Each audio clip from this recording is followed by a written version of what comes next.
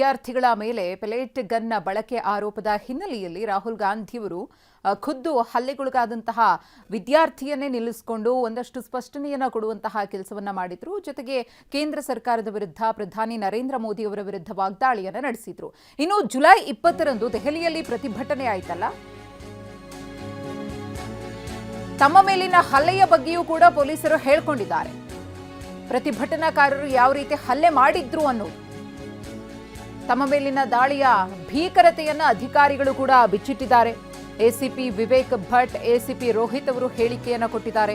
ಉದ್ರಿಕ್ತರ ಗುಂಪು ನಮ್ಮ ಮೇಲೆ ಹಲ್ಲೆಯನ್ನ ಮಾಡಿದ್ರು, ನೀರಿನ ಬಾಟಲಿ ದೊಣ್ಣೆಗಳಿಂದ ನಮ್ಮನ್ನ ಥಳಿಸಿದ್ರು, ಅವಾಚ್ಯವಾಗಿ ಪೊಲೀಸ್ ಸಿಬ್ಬಂದಿಯನ್ನ ನಿಂದಿಸಿದ್ರು. ಉದ್ರಿಕ್ತರ ದಾಳಿಯಲ್ಲಿ ನಮ್ಮ ತಲೆ ಕೈಕಾಲಿಗೆ ಗಾಯ ಆಗಿದೆ ಅಂತಾನು ಅವರು ಹೇಳಿದ್ದಾರೆ. तो हम जैसे ही आगे आगे चल रहे थे तो हमने रियलाइज किया कि आगे वाले स्टाफ्स पे पानी की बोतल्स फेंकी जा रही हैं और हुटिंग्स और एंटी सोशल स्लोगन्स रेज किए जा रहे हैं पुलिस के खिलाफ।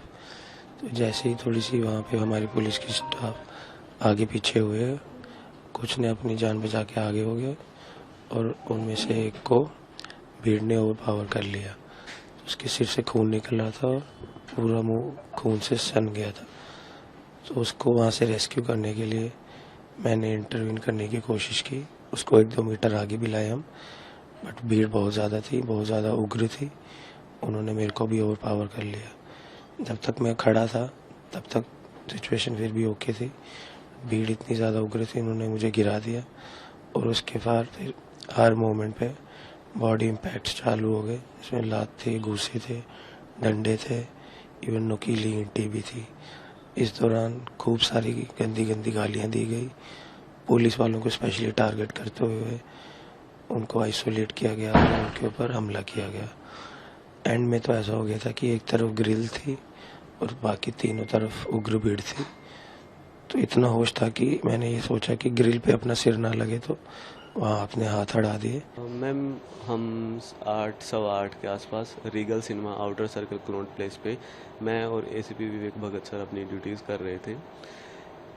मैम, तभी मैसेज आया कि जो क्राउड है वो उपद्रव मचा रहा है, तो सभी स्टाफ अलर्ट रहे और टोल्स्टॉय मार्ग की तरफ आ जाए। तो मैं, विवेक सर और 5-6 का स्टाफ हम जाने लगे उस साइड।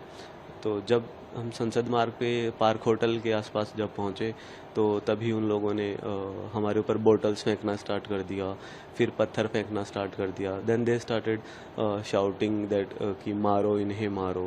तो जो हमारा स्टाफ था उनको उन्होंने मारना स्टार्ट कर दिया। तो उसमें से 3-4 लोग भाग गए थे, बट एक जो स्टाफ था हमारा फंस गया था और उसको वो सभी लोग मिलके मार रहे थे। ಬಳಿಕ ಕೆಲ ಒಳ್ಳೆಯವರು ನನ್ನನ್ನು ರಕ್ಷಿಸಿದ್ರು ಕೂಡ ಅಂತ ಹೇಳಿ ಹೆಡ್ ಕಾನ್ಸ್ಟೇಬಲ್ ಟೇಬಲ್ ಬಾಬುಲಾಲ್ ಅವರು ಅವತ್ತಿನ ಪರಿಸ್ಥಿತಿಯ ಬಗ್ಗೆ ವಿವರಿಸಿದ್ದಾರೆ. बहुत ज़्यादा थे, कम से कम होंगे 3-4 हज़ार से ज़्यादा थे। पत्थर थे और लाठी डंडे भी थे, चाकू भी ले रहे थे।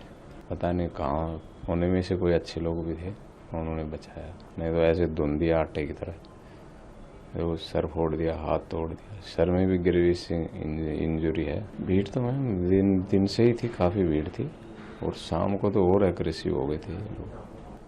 काफ़ी मारा है उन्होंने। फिर उनमें कोई अच्छे लड़के थे, उन्होंने बचाया, मारो मत मारो मत। वो कह रहे थे, 1-2 तो चाकू भी ले रहे थे। वो कह रहे थे चाकू मारो चाकू मारो। नहीं, चाकू नहीं मारना, जान से मारोगे। फिर वो लड़के मुझे अपना रुमाल से सिर ढक के और ले आए इधर। फिर हम आए, बहुत ज़्यादा थे, कम से कम होंगे 3-4 हज़ार से ज़्यादा थे। पत्थर थे और लाठी डंडे भी थे, चाकू भी ले रहे थे।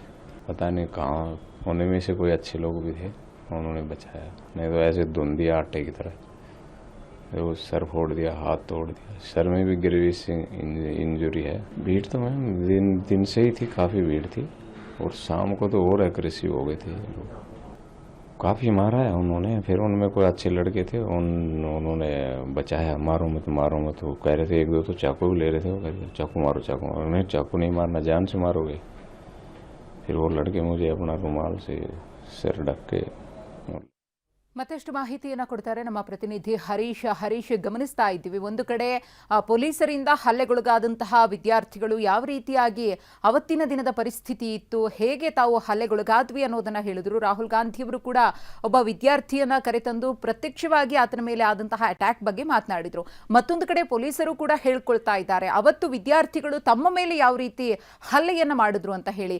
ಎರಡೂ ಸೈಡನ್ನ ಇಲ್ಲಿ ವಿಶ್ಲೇಷಣೆ ಮಾಡಲೇಬೇಕಾಗುತ್ತೆ. ಹರೀಶ್. ಹೌದು ಮಧುಶ್ರೀ, ಕಳೆದ 3 ದಿವಸಗಳಿಂದ ದೆಹಲಿಯಲ್ಲಿ ನಡೀತಾ ಇರತಕ್ಕಂತಹ ಪ್ರತಿಭಟನೆ ಏನಿದೆ ಇದು ತೀವ್ರ ರೀತಿಯಲ್ಲಿ ಸಂಘರ್ಷಕ್ಕೆ ತಿರುಗಿತ್ತು. ಅದರಲ್ಲೂ ಕೂಡ 20ನೇ ತಾರೀಕು ಜುಲೈ 20ನೇ ತಾರೀಕು ನಡೆದಂತಹ ಒಂದು ಸಂಘರ್ಷ ಏನಿದೆ ಇದರಲ್ಲಿ ಪೊಲೀಸರು ಹಾಗೂ ವಿದ್ಯಾರ್ಥಿಗಳು ಎರಡೂ ಸೈಡು ಕೂಡ ತೀವ್ರತರನಂತ ದಾಳಿ ಆಗಿರುವಂತಹದ್ದು. ಪೊಲೀಸರಿಗೂ ಗಾಯ ಆಗಿದೆ ಮತ್ತು ವಿದ್ಯಾರ್ಥಿಗಳು ಕೂಡ ಗಾಯ ಆಗಿರುವಂತಹದ್ದು. ಬಹು ಮುಖ್ಯವಾಗಿ 20ನೇ ತಾರೀಕು ಸಂಘರ್ಷ ಸಹಜವಾಗಿ ವಿದ್ಯಾರ್ಥಿಗಳು ಹಾಗೂ ಪೊಲೀಸರ ನಡುವೆ ನಡೆಯುತ್ತೆ. ಆದರೆ 21ನೇ ತಾರೀಕು ರಾತ್ರಿ ನಡೆದಂತಹ ಘಟನೆ ಇದೆಯಲ್ಲ, ಇಲ್ಲಿ ಪೊಲೀಸರ ಮೇಲೆ ತೀವ್ರತರನಾದಂತಹ ದಾಳಿಯನ್ನ ಮಾಡಲಾಗಿದೆ. ಕನ್ನೌಟ್ ಪ್ಲೇಸ್ನಲ್ಲಿ ಇಬ್ಬರು ಎಸಿಪಿಗಳು ಆ ಒಂದು ಪ್ರದೇಶದಲ್ಲಿ ನಿಯೋಜನೆಗೊಂಡಿರ್ತಾರೆ, ಅಲ್ಲಿನ ಭದ್ರತೆಯನ್ನು ನೋಡ್ತಾ ಇರ್ತಾರೆ. ಅದರಲ್ಲಿ ಒಬ್ಬರು ಎಸಿಪಿ ಆದಂತಹ ವಿವೇಕ್ ಭಗತ್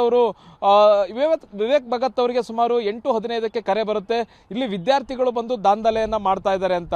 ತಕ್ಷಣವೇ ಆ ಜಾಗಕ್ಕೆ ಹೋಗ್ತಾರೆ. ಲಿಯೋ ಟಾಲ್ಸ್ಟಾಯ್ ಮಾರ್ಗಕ್ಕೆ ಹೋದಂಥ ಸಂದರ್ಭದಲ್ಲಿ ಇದ್ದಕ್ಕಿದ್ದಂತೆ ಪ್ರತಿಭಟನಾಕಾರರ ವೇಷದಲ್ಲಿದ್ದಂತಹ ಕೆಲವರು ಎಸಿಪಿ ಅವರ ಮೇಲೆ ದಾಳಿಯನ್ನು ಮಾಡ್ತಾರೆ. ಹಿಗ್ಗಾಮುಗ್ಗ ಥಳಿಸೋದಕ್ಕೆ ಶುರು ಮಾಡ್ತಾರೆ. ಕೈಯಲ್ಲಿ ಚಾಕುಗಳನ್ನು ಇಟ್ಕೊಂಡಿರ್ತಾರೆ, ದೊಣ್ಣೆ ಇಟ್ಕೊಂಡಿರ್ತಾರೆ, ಮನಸ್ಸೋ ಇಚ್ಛೆ ಥಳಿಸುವಂತ ಕೆಲಸವನ್ನ ಮಾಡ್ತಾರೆ. ಅವರು ಅಷ್ಟೇ ಅಲ್ಲ, ಅವರ ಜೊತೆ ಇದ್ದಂತ ಇತರ ಸಿಬ್ಬಂದಿಗಳಿಗೂ ಕೂಡ, ಇನ್ನೊಬ್ಬ ಎಸಿಪಿ ರೋಹಿತ್ ಸತ್ವನ್ ಅವರ ಮೇಲೂ ಕೂಡ ಇದೇ ರೀತಿಯಂತ ದಾಳಿಯನ್ನ ಮಾಡ್ತಾರೆ. ಆಗ ಇದ್ದಂತ ಬೇರೆ ಪೊಲೀಸರು ಕೂಡ ಬೀಳಿಸ್ತಾರೆ. ಮತ್ತೆ ಪ್ರತಿಭಟನಾಕಾರರ ಮಧ್ಯದಲ್ಲೇ ಇದ್ದಂತಹ ಒಂದಷ್ಟು ವಿದ್ಯಾರ್ಥಿಗಳು ಈ ಹಲ್ಲೆ ಮಾಡ್ತಿದ್ದವರನ್ನ ತಡೆಯುವಂತ ಪ್ರಯತ್ನವನ್ನ ಮಾಡ್ತಾರೆ. ಸೇಫ್ ಪ್ಲೇಸ್ಗೆ ಪೊಲೀಸರನ್ನ ಕರ್ಕೊಂಡು ಹೋಗುವಂತ ಪ್ರಯತ್ನವನ್ನು ಕೂಡ ಕೆಲವೊಂದಿಷ್ಟು ವಿದ್ಯಾರ್ಥಿಗಳು ಮಾಡ್ತಾರೆ. ಅಂದ್ರೆ ವಿದ್ಯಾರ್ಥಿಗಳು ಯಾವ ರೀತಿಯಾಗಿ ದಾಳಿಯನ್ನ ಮಾಡಿದ್ರು ಪೊಲೀಸರ ಮೇಲೆ ಅನ್ನೋದಕ್ಕೂ ಕೂಡ ಇದು ನಿದರ್ಶನ ಆಗಿದೆ.